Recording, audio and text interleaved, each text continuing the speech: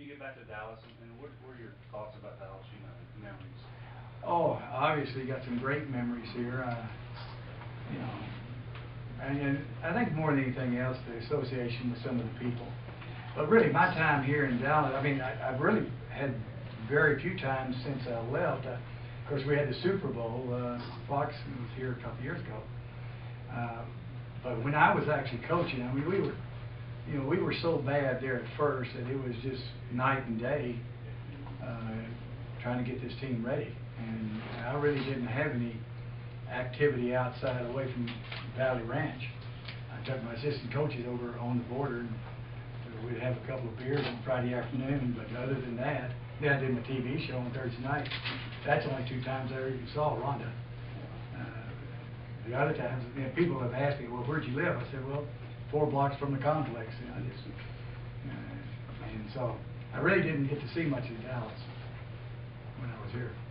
Jim, can you give us some perspective from, as a former college coach on what June has managed to accomplish at SMU in terms of turning that program around and how hard it is to right the ship when it's going the wrong way? Yeah, the biggest thing, I mean, June's an outstanding coach. We know that, X's and O's. But I think the biggest thing is getting the very maximum of the people that you have. And I always looked at it this way. I said, as a head coach, it was my responsibility to get rid of the wrong people, to bring in the right people, and then once you got the right people, to create an atmosphere to where they could be the best that they could be. I mean, I told Jason when he first got the job, I said, Jason, it's a different world now. You're the head coach. I said, I know you're all caught up in the X's and O's. I said, but for you to be successful, you've got to get the maximum out of everybody in that building. Not only the starting quarterback, but the backup offensive guard, the administrative assistant, the trainer, the strength coach. I said, now, I mean, used to you walk down that hall, nobody cared. Nobody even looked up. I said, but now every eye is on you. And it's your responsibility to get the most out of everybody in an organization. And that's what June has done. But that's the key. Because if you've got people in your organization that's underperforming, then you got a problem. And so you've got to get the most out of your people. What do you think of the job Jason's done so far, and what areas do you look at as him being a young coach really needing to focus on improving? Well, I think he went through some growing pains. I think as far as being a head coach, and a lot of times when a guy's an assistant coach for years, you don't realize the decisions and what you've got to do as a head coach. So it's a different world, especially in professional football. And again, it depends a little bit on what your role is.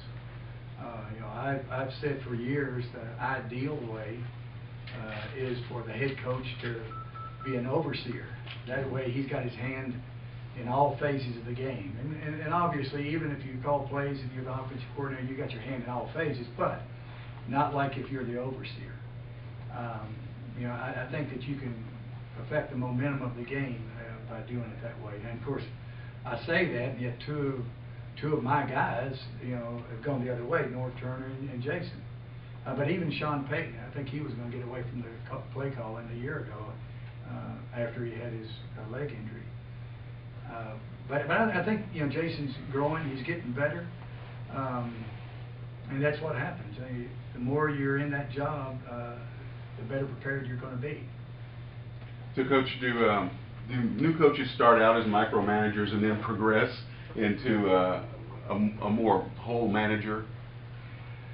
Well, in a new situation, it's very difficult to delegate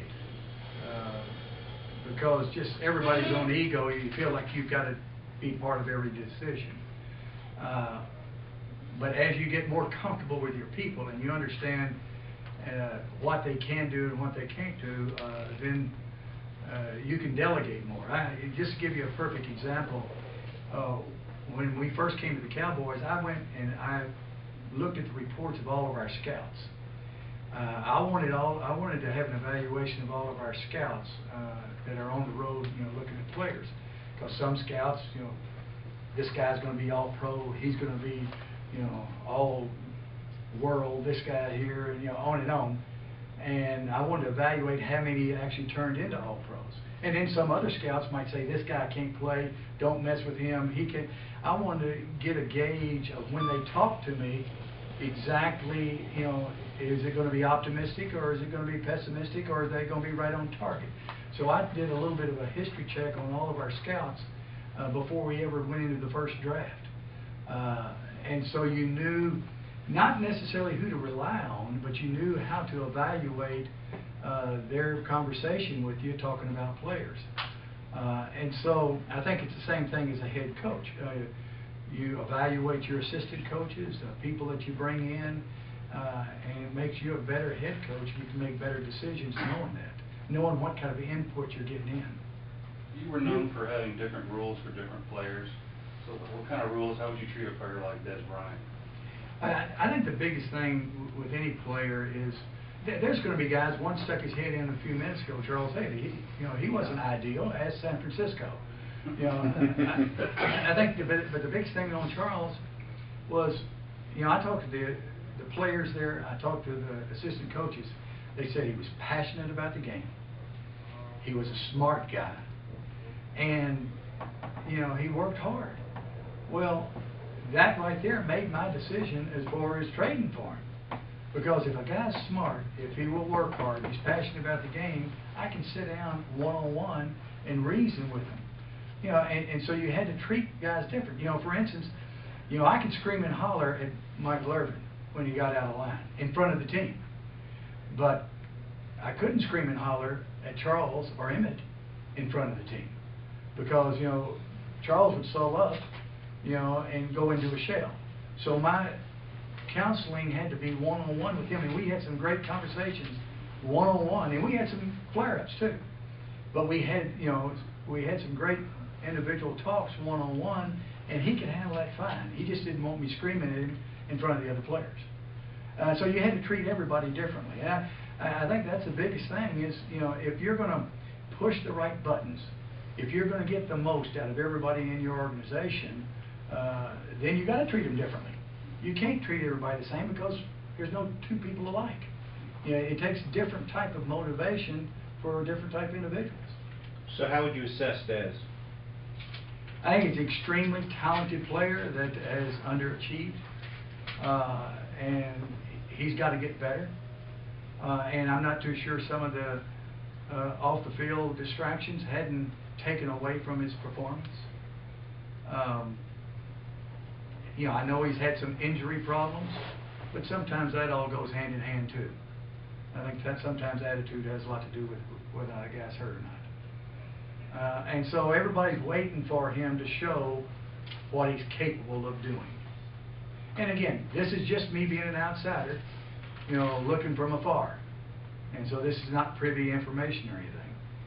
This is just me, in some ways, being a fan and an analyst, wanting a guy to perform the way he's capable of. Is he worth the trouble? Time will tell. I don't think you can say yes or no right now. Up to this point, we don't know. He's just a young guy that hadn't really done it. Would you have him on your team, knowing what you know? Well, seeing his talent? I can't say, because I've gotten rid of guys and I've lived with guys. You got rid of a guy that talented? Oh, Eric Green was talented, the big tight end, but I didn't think that he was going to be a guy that's going to contribute. And yeah, I'd let him go. So yeah, I mean, if a guy doesn't fit in, and the type of head coach that I was going to go to the very last mile, to give them a chance, if they were talented. If they weren't talented, I wouldn't know. I might not give them a second chance if they weren't talented. Was that the But hey, that's that's life. Send him to the Asma Field? Asma Field, yeah, that was some short kicker that wasn't going to make it anyway. But if a guy was talented, yeah, I would give him a lot of different Asma Fields.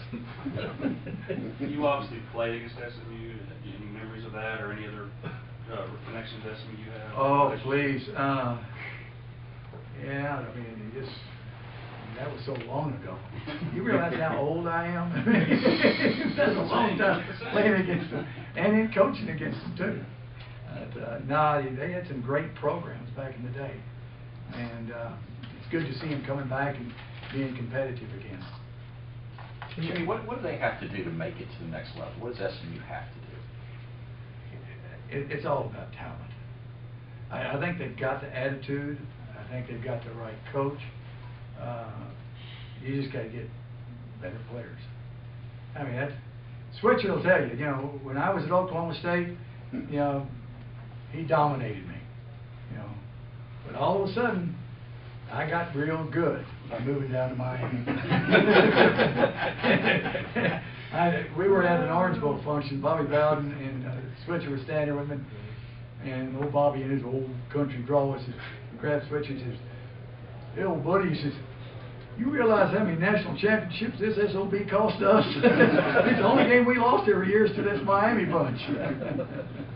But when you got good players, it's easy to win it. Who was your best offensive, maybe best defensive player down in Miami that you had? Oh, you talking about Miami Hurricanes? Mm-hmm. Oh, I don't know. I mean, really, it's hard. There's so People many. have asked me about the name top players, and really, as many years as I coached, if I single out some, you know, then I'm going to forget some. I was fortunate to have some great players every place I ever was.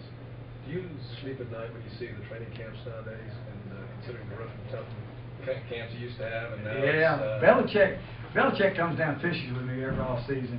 We spend time talking about stuff, and I asked him how he was adjusting to it. And hey, you know, I always said I wasn't going to be a guy that stand up on a soapbox and say change this rule or do this rule. I said just give me the rules, and if everybody's playing by the same rules, we'll be fine. We would have dealt with it. I wouldn't have liked it because I liked physical practices. I wanted them to be as physical and as demanding as they could be, so that when game time rolled around, it'd be fun. I didn't want our practices to be fun. do you think it contributes to, some people say it contributes to maybe some injuries because they're not in football shape? Because they're I've not- always had a theory. I've talked to other coaches about it. I always thought because we were so physical, and back to my, I mean, when we were at Oklahoma State, we weren't good enough not to be physical. That's the only way we could really compete. And then when we got to Miami, we kept those physical practices, and then we dominated a lot of teams. And I tried to bring the same style, you know, here to the Cowboys. And I think by being physical, when players are accustomed to the contact day in and day out, they overlook some aches and pains because that's just part of it. And I think they also protect themselves and are able to really deal with it better than if they only hit occasionally. Now, there's a lot of different ways to get it done. You know, San Francisco back, you know, when we were coaching against them, they got it done a different way. You know, they were able to go and do it without contact. But as far as my style, the way I enjoyed doing it, the way I wanted to prepare a team, I wanted to have physical practices to get our guys ready for Sunday or for the weekend. One more question, guys? Getting back to Garrett real quick, how do you balance maintaining the authority you need to be a head coach, a successful head coach, and delegating more? And how much do you think hiring Bill Callahan, a former head coach who's, you know, quote unquote the offensive coordinator, even though he's not calling plays, can help them? I think it gets to an individual personality. I don't know. I don't know that all of a sudden you develop something. I don't think all of a sudden you hire someone and it changes your personality. I think you are who you are. You walk in the room and you demand credibility. You demand respect.